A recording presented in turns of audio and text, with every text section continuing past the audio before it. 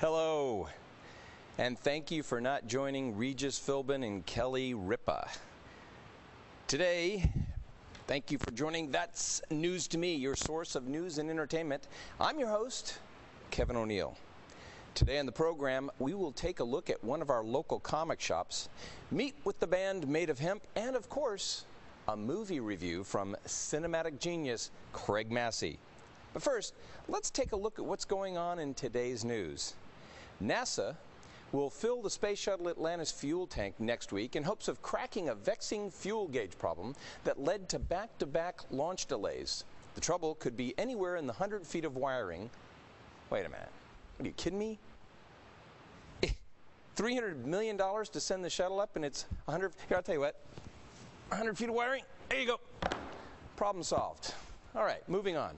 At the same time, engineers will conduct other tests, mostly in laboratories, to try and figure out what is causing the gauges in Atlantis tanks to malfunction every time they're exposed to the super cold liquid hydrogen that fuels the shuttle. Yeah, okay, stick your tongue to an ice cube and you'll figure it out. It's cold. That's why it's super cold. That's enough about that. NASA is aiming for liftoff no earlier than January 2nd. Of course, the scrub dates are scheduled for 2nd, 3rd, or 4th. The weather dates for the 6th, 7th, 8th, 9th, and 10th. And, of course, the final date of the 13th. So make sure you're there on the 14th for that liftoff date. Atlanta mission is scheduled to deliver the European Lab Columbus to the International Space Station. In other space-related news, last week on December 13th and 14th, the annual Geminid meteor shower lit up the sky. The shower comes from the constellation Gemini and is said to be the best meteor shower all year long.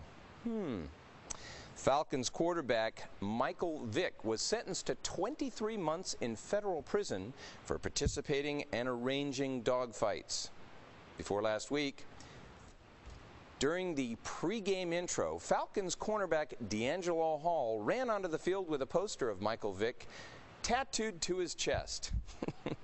Later that game, after completing a 33-yard touchdown pass, receiver Roddy White lifted his jersey, rubbed his nipples, and ran over to Michael Vick and kissed him.